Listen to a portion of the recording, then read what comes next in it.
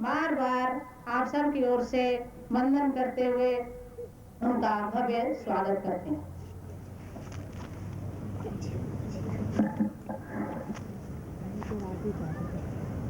Party के उपाध्यक्ष हैं और दिल्ली आउटर कॉन्स्टिट्यूएंसी से आप एमपी हैं और बहुत ही सौम्य मृदु भाषी और सब लोगों को बड़े प्रेम से साथ लेकर के और अपनी पूरी भाषा पर अधिकार रखते हुए राजनीति में इस तरह छाए हुए हैं कि मैं यही समझता हूं कि उनका नाम ले लेना ही काफी है, कोई विशेष परिचय की आवश्यकता नहीं है।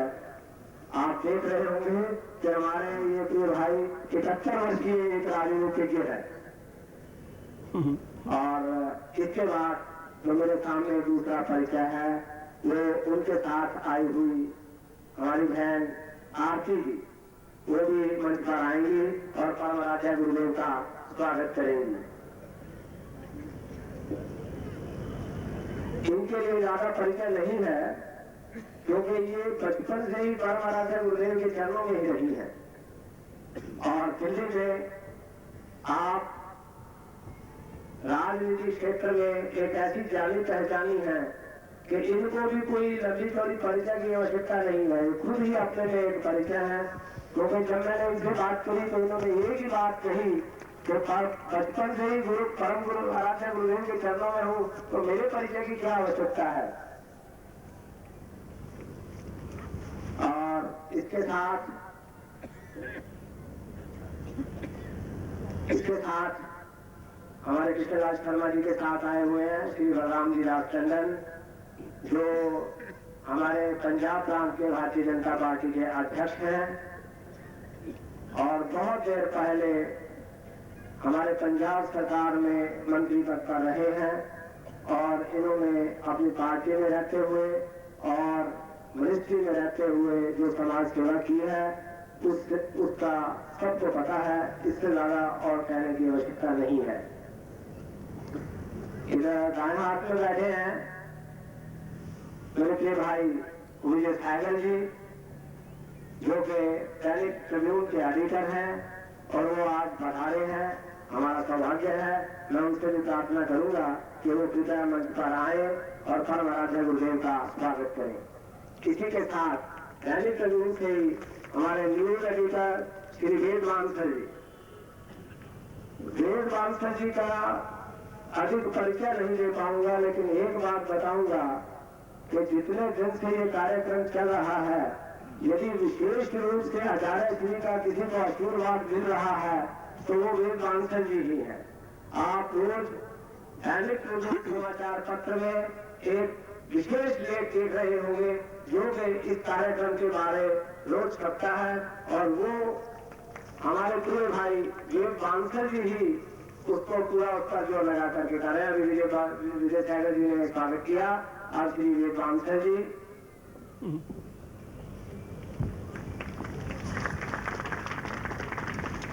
अब इसके बाद श्री एस.पी. शर्मा जी, जो कि हमारी दिल्ली ब्रांच इंटरनेशनल ब्रह्म ऋषि मिशन की दिल्ली ब्रांच है, आप उसके अधिकारी हैं और आप deputy registrar general census government of India के अधिकारी हैं, श्री एस.पी.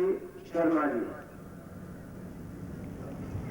उसके बाद खरड़ से आए हुए हमारी खरड़ शाखा के अधिकारी श्री यशपाल जी गुप्ता, वो भी आएंगे और पूज्य श्री का स्वागत करेंगे।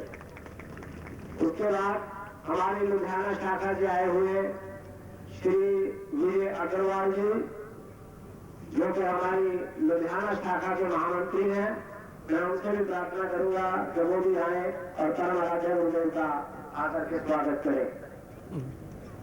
पंचकुला ब्रांच के हमारे अध्यक्ष श्री विजय कुमार जी शर्मा, वो भी मंच पर आए और परम आराध्य गुरुदेव का स्वागत करें।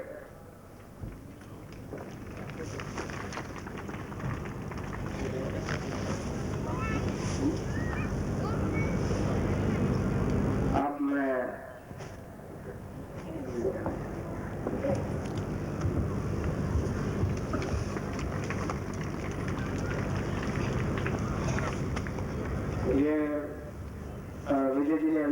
किया।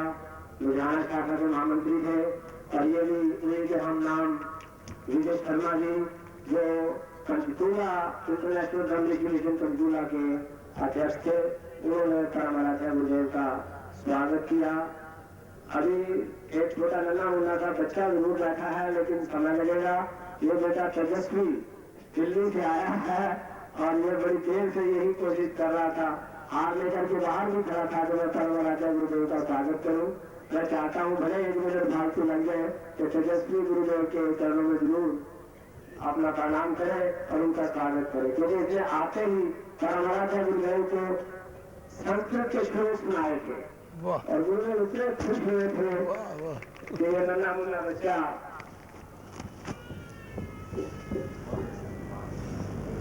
हमारी हॉलैंड की शाखा से श्री कृपाल जी अभी पधारे हैं।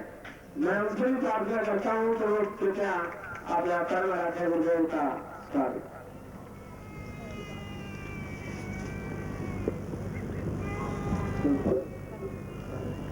और समय को ध्यान में रखते हुए मैं परमाराध्याय गुरुदेव के चरणों में ही नतमस्तक होता हुआ प्रणाम करता हूँ कि आज वो हमें अपना आशीर्वाद दें। परम पूज्य गुरुदेव जी महाराज।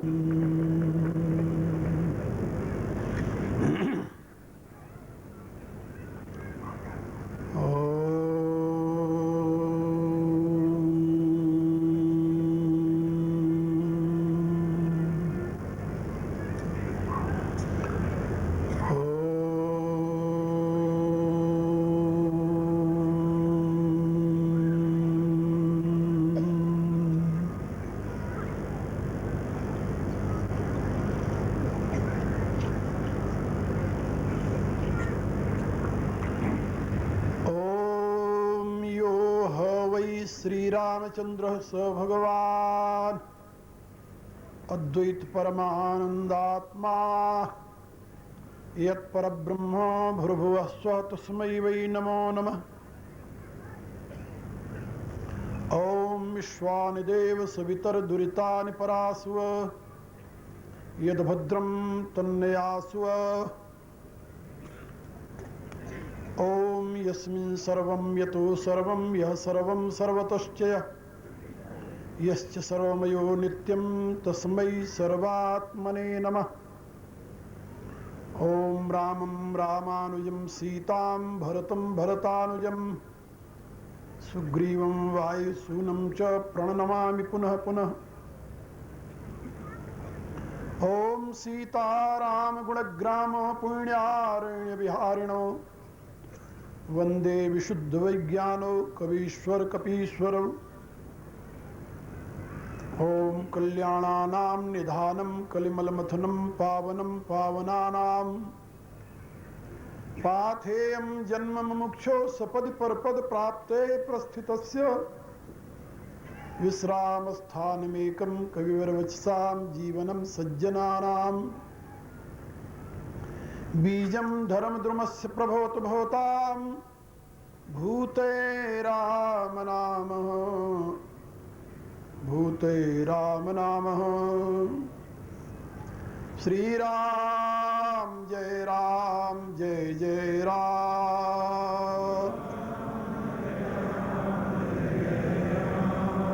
श्री राम जय जय राम।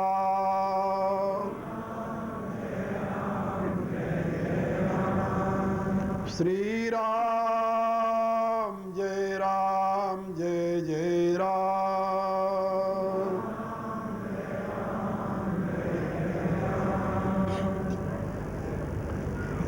परावर रूप में उपस्थित मेरी प्रिय आत्माओं, करुणा निधान भगवान श्री राम की करुणा आप सभी के लिए सदैव कल्याण का सृजन करती रहे, यह मेरी आंतरिक शुभकामना।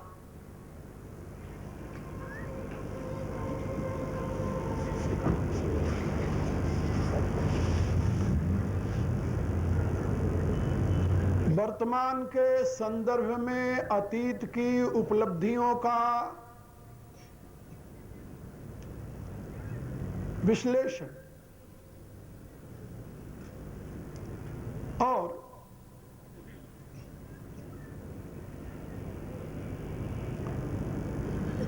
अतीत के महत्वपूर्ण तत्वों के प्रकाश में भविष्य के निर्माण की विधा, यह हमारे इस सत्संग का प्रयोजन है।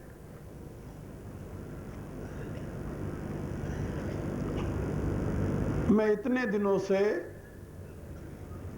आप लोगों के साथ इसी विषय पर चर्चा कर रहा हूं। माध्यम मैंने चुना है आप लोगों की इच्छा अनुसार प्रातः काल के बैठक में गीता और रात्रि के बैठक में रामायण।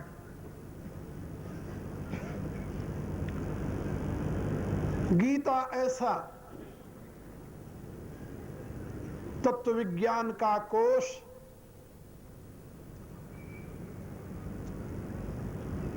सूक्ष्म शब्दों में महान दार्शनिक विधाओं की निष्पत्ति दुनिया के किसी भी ग्रंथ में आपको उपलब्ध नहीं हो। वेद और उपनिषदों का सार सर्वस्व जो मानव के जीवन को समुन्नत बनाने के लिए संभावित विधाएं हैं, उन संपूर्ण विधाओं का सरल रूप से मानव मात्र के लिए अवबोधन कराने की प्रक्रिया जितनी सुंदर, सरल और सरस रूप से भगवत गीता में निहित है, वैसी दुनिया के किसी भी अन्य ग्रंथ में नहीं है। इसलिए भगवान व्यासदेव ने महाभारत के शांति पर्व में कहा,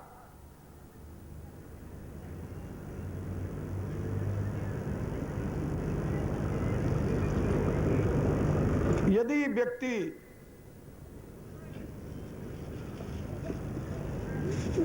समग्र रूप से गीता का चिंतन करता है, मनन करता है, उसका अध्ययन करता है, तो उसके लिए अन्य किसी ग्रंथ की आवश्यकता नहीं रह जाती। और भीष्म पर्व में तो स्पष्ट शब्दों में उन्होंने घोषित किया, गीता सुगीता कर्तव्या किमन्नय शास्त्र संग्रह या स्वयं पद्मनाभस्य मुख पद्माद विनिसृता। गीता को यदि अच्छी प्रकार से मानो मनन चिंतन और धारण कर ले, तो उसे अन्य विस्तृत शास्त्रों के संग्रह की आवश्यकता ही नहीं रह जाती, क्योंकि यह स्वयं श्रीमन नारायण के मुखारविंद से विनिश्रित हुई अनुपम ज्ञान राशि है। गीता के विषय में जैसी हमारी मान्यता है, उसी प्रकार से विदेशी विद्वानों ने भी उसकी महिमा का गान किया है।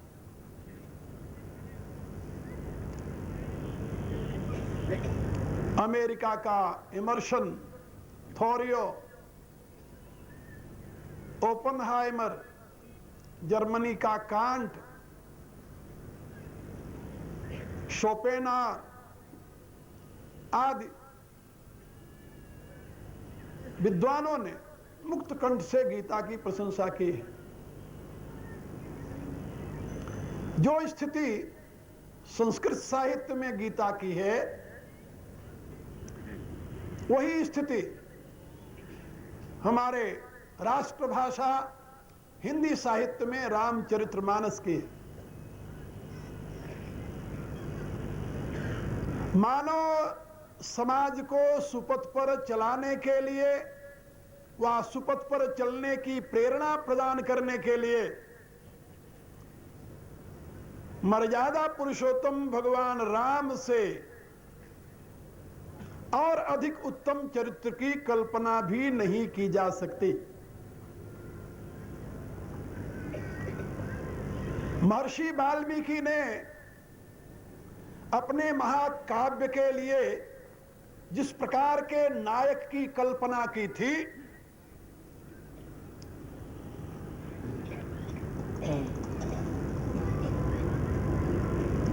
को सांप्रतम लोके, अपने गुरुदेव के सामने प्रश्न किया, वर्तमान में इस लोक में कौन ऐसा है जिसमें ये गुण विद्यमान हो।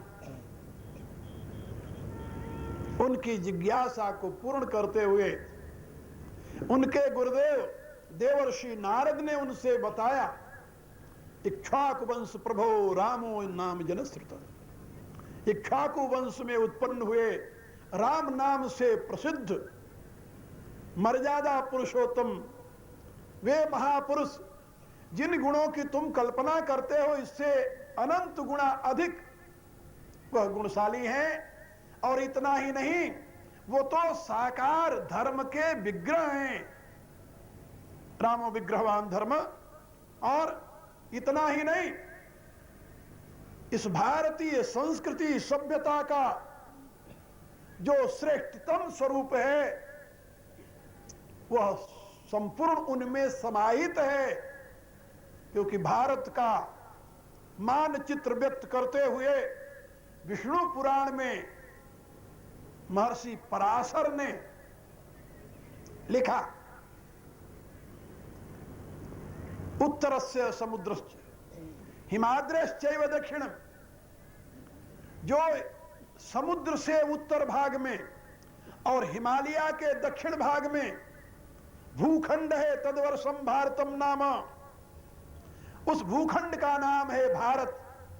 और भारती तत्र संत, और वहां के निवासियों को भारती कहते हैं। कहने का अभिप्राय कि हिमालय की ऊंचाई और दृढ़ता और समुद्र की गंभीरता, इन दोनों से युक्त जो महान भारतवर्ष है, ये भारतवर्ष के साकार विग्रह श्री राम हैं। इसलिए महर्षि वाल्मीकि ने कहा, समुद्रीव गंभीरो अचलो हिमवानिव। वो राम कैसे हैं? कहा समुद्र की गंभीरता उनमें है और हिमालय की अचलता उस राम में विद्यमान है। जिनके लिए भगवान व्यास देव ने वंदे महापुरुष ते चरणारविंदम कह करके श्रीमद् भागवत में बार बार स्तुति की है, उन मर्यादा पुरुषोत्तम भगवान राम और उनके ही अंशभूत महात्मा भरत, शत्रुघ्न, लक्ष्मण और उनके अनन्य चरणानुरागी रुद्रावतार भगवान मारुति, हनुमान, इनके समान और मानव जाति के लिए दूसरा आदर्श कौन हो सकता है। इसलिए जब जब मनुष्य जाति में अव्यवस्था, अनाचार, अत्याचार, अज्ञानता और इसके परिणाम स्वरूप मनुष्य के पतन की सीमा अपने अंत तक पहुंचने वाली आएगी, तब तब इस मनुष्य जाति के उद्धार के लिए, इसके उत्थान के लिए, इसके निम्नतम अवस्था से उच्चतम अवस्था की ओर प्रस्थान के लिए मर्यादा पुरुषोत्तम भगवान राम का पावन चरित्र आदर्श होगा। और ये बात याद रखो, जिस जाति, देश, समाज, राष्ट्र के पास कोई आदर्श पुरुष नहीं होता, उस राष्ट्र, देश, जाति और समाज का कभी उत्कर्ष नहीं होता। व्यक्ति के सामने भी यदि कोई आदर्श न हो तो उसके जीवन का उत्कर्ष नहीं होगा। और मर्यादा पुरुषोत्तम भगवान श्री राम और उनके अनन्य चरणानुरागी, उनके अंशभूत, उनके अंगभूत जो उनके दिव्य पार्षद हैं, उनसे उत्तम और आदर्श आपको दुनिया के किसी भी इतिहास में नहीं मिलेगा, याद रखो। मैंने एक दिन आपको बताया था ना कि अमेरिका में जन्मी पली और शिक्षित हुई एक लड़की, मुसलमान लड़की, जिसका नाम मिस सत्तार है, संस्कृत का अध्ययन करके उसने वाल्मीकि रामायण का अंग्रेजी में अनुवाद किया है और उस अनुवाद में उसने लिखा है, एक दिन बताया था और आप लोगों को, कि दुनिया के इतिहास में मैंने राज्य के लिए संघर्ष होते तो देखा है, राज्य के लिए भाई भाई का वध करते तो दिखता है, राज्य के लिए पुत्र पिता को जेल में डालते हुए दिखता है, राज्य के लिए एक दूसरे की हत्या करने पर तुले हुए ये तो दिखते हैं, लेकिन ऐसा कोई उदाहरण नहीं मिलता जिसमें एक भाई दूसरे भाई के लिए महान साम्राज्य का त्याग कर दे और दूसरा भाई अपने बड़े भाई के लिए अपने मिले हुए राज्य को भी समर्पित कर दे। ऐसा कोई उदाहरण नहीं है। राम और भरत का उदाहरण मानव मात्र के लिए परम आदर्श है। और आप लोगों को मैं इतने दिनों से महात्मा भरत के चरित्र के संदर्भ में वर्तमान की आपकी स्थिति से भी अवगत कराता रहता हूं, क्योंकि मनुष्य को चाहिए कि अपने अतीत की श्रेष्ठतम उपलब्धियों के प्रकाश में अपने वर्तमान का विश्लेषण करे और देखे कि वह कहां पर स्थित है। यदि वह अपनी स्थिति का जायजा नहीं लेगा, विश्लेषण नहीं करेगा, उसे एनालाइज नहीं करेगा, तो वो कभी भी अपने स्तर से ऊंचे उठ नहीं सकता। इसलिए आप लोग जानते हैं, मैं आपके मन को बहलाने के लिए कोई बात नहीं कहता, यहां आपके मनोरंजन के लिए कोई बात नहीं समझाता, यहां आपकी बुद्धि को सहला करके सुलाने के लिए कोई बात नहीं कहता, यहां मैं आपको जागृत करने के लिए प्रयत्न करता हूं। और मुझे विश्वास है कि ये 9 दिवसीय ज्ञान यज्ञ के प्रकाश में आप लोग अपने अतीत की उपलब्धियों के महत्व को समझेंगे और उसके प्रकाश में अपने वर्तमान का सदुपयोग करते हुए अपने भविष्य को उज्जवल बनाने का प्रयत्न करेंगे। यही मेरी चाह है और इसीलिए मैं ये सब प्रयत्न करता हूं। कल मैंने बताया था कि महात्मा भरत, जिनको पिता ने, माता ने, गुरु ने, मंत्री ने, समाज ने राज्य का अधिकारी घोषित किया, उन्होंने अपने विवेक के प्रकाश में उस राज्य को अधर्म युक्त सिद्ध करके उन सब के विचारों को निरस्त कर दिया और घोषणा की कि कहूं साच सब सुनिपति आऊ, चाहिए धर्म शील नर नाहू, मोहि राज हठ देहु जबही, तेरा रसा रसातल जाई तबही। मैं सत्य घोषणा करता हूं कि शासक को, राजा को, जो मानव का, समाज का, प्रजा का आदर्श होता है, उसे धर्मशील होना चाहिए। अधर्मशील राजा, अधर्मशील शासक प्रजा को कौन सी दिशा में ले जाएंगे? इसलिए चाहिए धर्मशील नर नाहू। और धर्म क्या है? धर्म है अपने कर्तव्य के प्रति सजगता और दूसरे के अधिकार के प्रति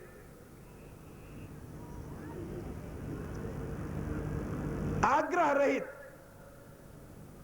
उदारता। यदि आप दूसरे के अधिकार की स्वयं सुरक्षा नहीं करते और अपने कर्तव्य का पालन नहीं करते तो आप कभी भी समाज को सुव्यवस्था प्रदान नहीं कर सकते। आज स्थिति उल्टी है। फिर आप वर्तमान के संदर्भ में देखिए कि आज हर एक व्यक्ति कर्तव्य दूसरे का और अधिकार अपना देखता है, और जहां व्यक्ति अपना अधिकार और दूसरे का कर्तव्य देखने लगता है वहीं पर वो भटक जाता है। वह व्यक्ति भटक जाता है, समाज भटक जाता है, राष्ट्र भटक जाता है और परिणाम विनाश होता है, पतन होता है।